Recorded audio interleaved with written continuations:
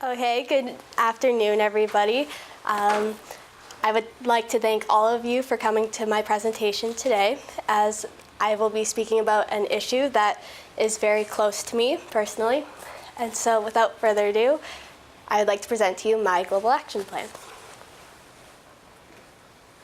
So the issue that I am addressing today is the lack of education on health in female boarding communities and the lack of support for female students to learn about health and how to maintain it throughout their time as a teenager as well as adulthood. So this includes a lack of education on proper sanitation, lack of information on proper sleeping habits, as well as nutrition and exercise habits, and just so many more aspects of our daily lives. So it is extremely important to note that yes, Appleby does address these issues.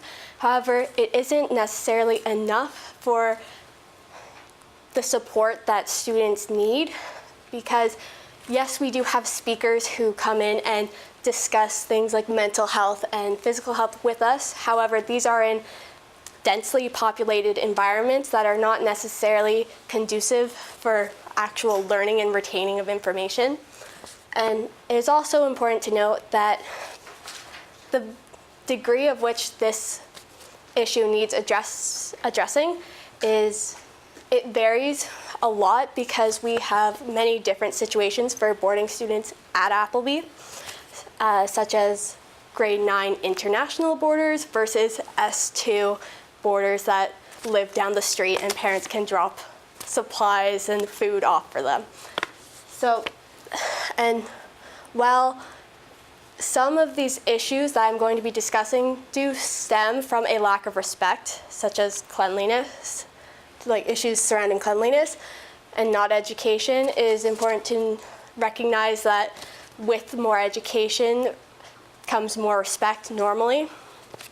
So I just like to quickly talk about my connection to this issue, because I am a boarder myself. I started boarding in grade 10, and I experienced these issues, and I watched my friends and people who were really close to me experience these issues as well.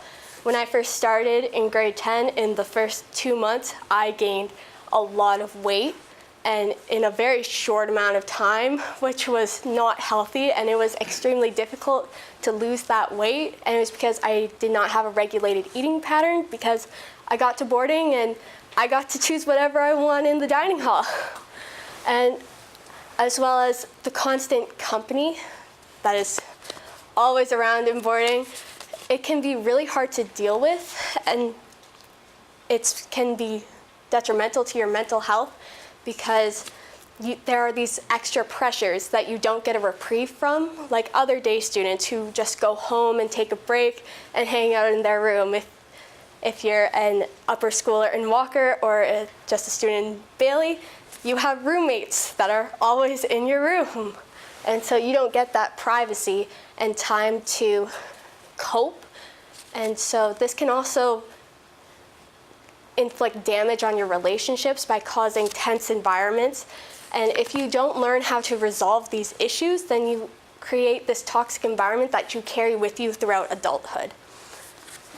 So there is a demonstrated need at Appleby for help addressing this issue, as in-house there are cleanliness issues, such as the laundry room that you see here, where there are just clothes everywhere, as well as dishes in common rooms, which is honestly a dangerous issue, as there has been mold that started and different bacteria that can cause sicknesses and symptoms such as like vomiting, which is, and just digestive issues, which are so hard to deal with, and most people don't know that it's this dangerous.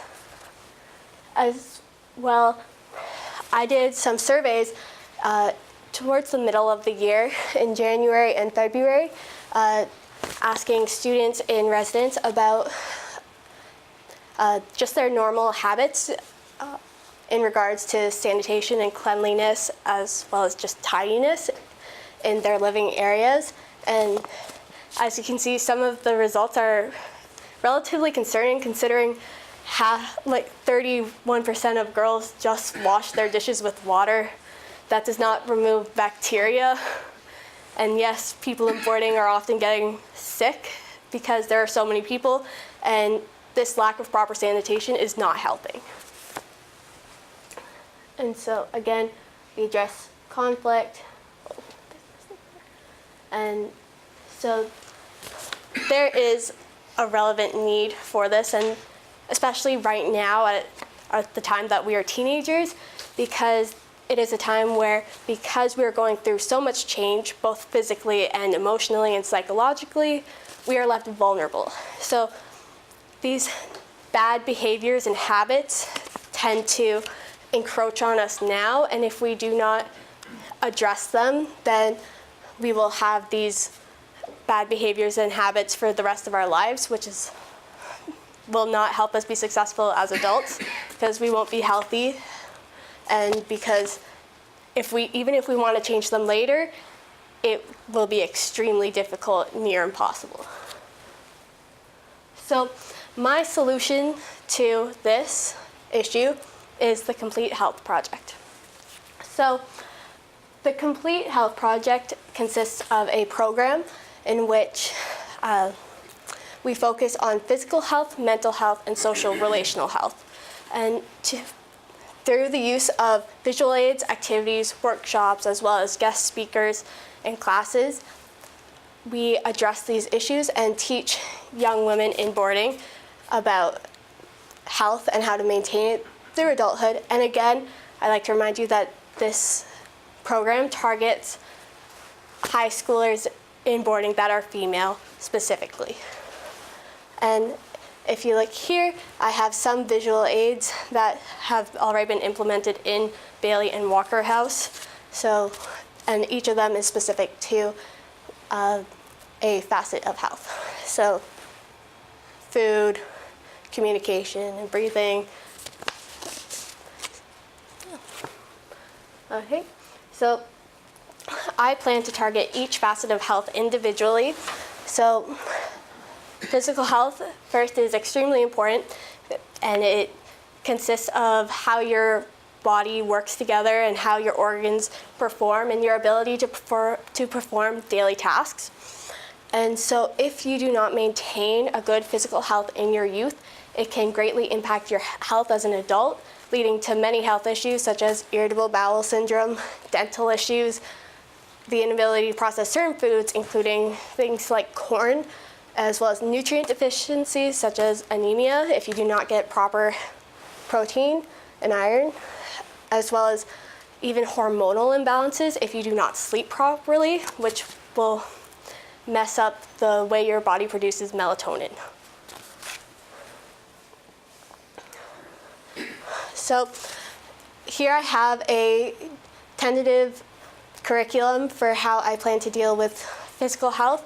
So as you can see, I have activities that are consistent with each month and each week, as well as I plan to have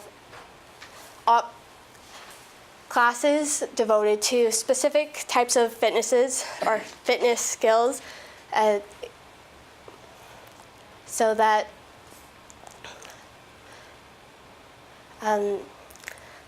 students can have the option of learning more about different types of physical activity that they are able to do.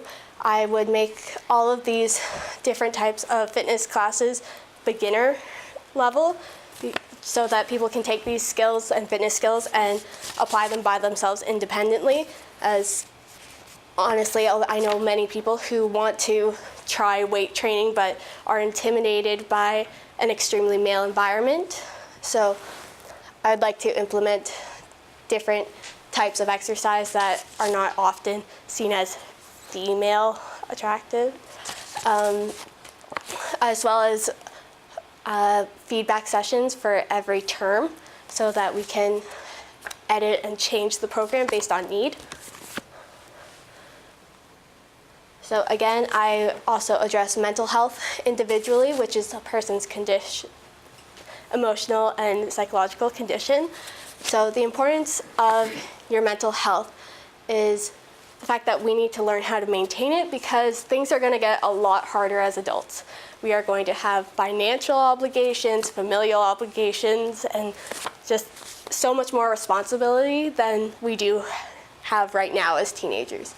So if we do not maintain a good mental health in our youth, then that puts us at even greater risk as an adult for mental illnesses such as depression.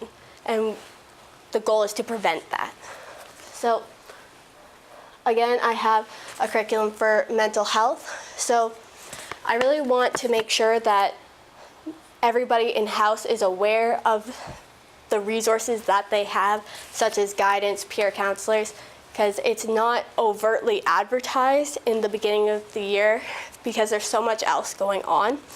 So, as well as adding meditations to house meetings every Sunday, which take place in every house, just so that oftentimes people come to house and they're stressed, they're worried about what's upcoming in the week, or they just need to come down from whatever fun stuff they did on the weekend. So it's a really good time to just like rest and rehabilitate, honestly. And I also include Tai Chi exercise for mental health, and I did get some comments on how that's physical exercise. However, it's the combination of slow movements as well as changes in focus on breathing and just relaxation, and which I believe would be extremely helpful to people dealing with stress at school. And so again, I would have reflections and feedback sessions at the end of each term. Now on to social relational health. So this is your ability to foster relationships and interact with other people in a positive way, and also how to resolve conflicts amicably, or to at least have the best possible result. So the importance of this is throughout your life, you're going to be interacting with people always. It is unavoidable, whether or not you are interacting with your family members, people in your work environment, or just day-to-day things like ordering a coffee. You will have to learn how to interact with these people without causing conflict, and if conflict arises, then you have to know how to resolve it. So in the beginning, I have honeymoon phase, because there's not normally as many social conflicts in the beginning of the year in boarding, because people are excited. It's a new environment that people aren't necessarily as comfortable in, so people are more polite normally. And so there's not necessarily as much you need to do then. However, I do want to have an orientation on social norms, because I was discussing this with some international boarders in the fact that there was social norms that they had to learn when they came here, and such as proximity when you are talking to someone. In some countries, you get extremely close. And in Canada, we have a lot of space, so we don't want to get as close to people. Or just even the fact that in Canada, we say please and thank you a lot more than certain places. And so just like common etiquette that is in our society, as well as I would like to lead some workshops and activities, some of which I have already run in Bailey House. So that includes the Strength Finder workshop, which is you are basically assigned a person and you're going to be aware of that person for a certain period of time, and then at the end of that period of time, you talk to your assigned person and tell them things that you found they did well or accomplishments that they had, and things such as that. So this all comes together to make complete health. And basically, you cannot have one of these three facets of health be in bad shape without it affecting the other two aspects. So social relational health, if you have bad relationships and a lot of conflict in your life, then that can often lead to increased risk for mental health issues, as well as if you have mental health issues, that can often lead to a lack of motivation to maintain your physical health. And if you do not take care of yourself physically, then you often do not want to socialize with other people, and it can often make you feel negative, and that also affects your interactions with others, as that energy will come off. So all in all, they come together to make this foundation for health. So the way I plan to implement this program is through house councils. I want it to be student administered, but however supervised by house faculty, just because they would have been there to experience more years, whereas house council members are in a newfound leadership position, and again, they do not have necessarily a lot of life experience, considering house council members are 17 and 18 years old. And so I plan to monitor this program by coming back for feedback sessions each month while I'm at university. And I also plan to call house faculty members weekly, so I've already set that up with Miss Lane for next year to talk to her every Sunday before house meetings. And so on to my 5-year timeline. So for year 1, it was mostly just research, and so that I can understand each facet of health, as well as specific activities and workshops that work for each facet, as well as learning about boarding systems at other schools in Canada, such as Ridley and Trinity, to see how adaptable my program would be in their schools, as well as I did try and implement I tested out different activities and ideas in-house, which was such an amazing experience. And I've also developed a tentative curriculum, which you all saw before. It's all that meshed together. And so over the next couple of years, I plan to continue the program at Appleby and basically perfect it over the next couple of years. So I will continue with check-ins and just applying necessary changes based on all the feedback that we are given through collection, through surveys and discussions, as well as I want to make it so that this program becomes independent, and therefore I would like to develop a faculty training program of sorts. So that might either just be a binder that has all the instructions or something that's accessible online, so that the teachers can just run the program within-house and it's sustainable. So with that being said, I would like to keep in touch and check on the program either at the end of term or end of year, so that I can collect feedback and approach other Canadian independent schools to see how open they would be to implementing the program, or if they have any need for it. Okay, and so my progress for year 1 is that I've contacted other schools so that I could learn about issues that they face and whether or not, again, my program would be adaptable to their school, as well as research and information collection. So that includes the surveys you saw before, as well as just general research of articles and websites to understand the different types of health and why it is needed, as well as I've run activities. I run activities in-house, such as the Strength Finder activity and the sticky note activity. So if you go into Bailey, you will notice that each door has a sticky note, and everyone in-house has written on the sticky notes, or as much as can fit on the sticky note. They're kind of small.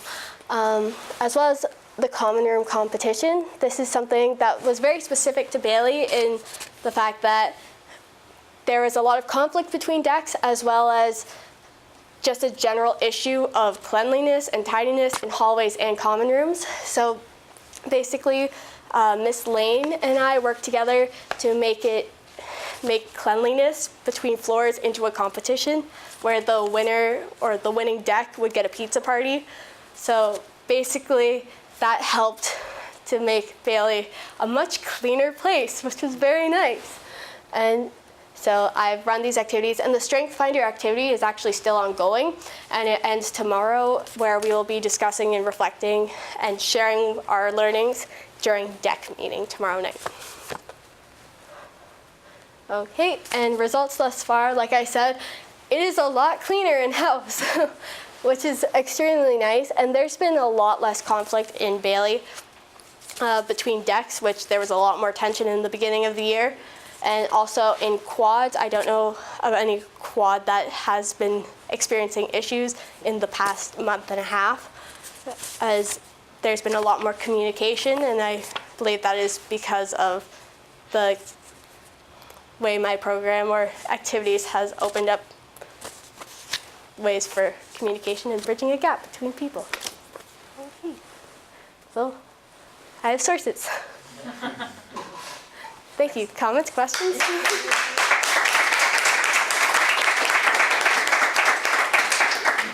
Thank you very much, Devin. You did a very good job, and I know how hard you've been working on all of this throughout the year. So we will open this up to the panel. If either of you have any questions or comments that you would like to share.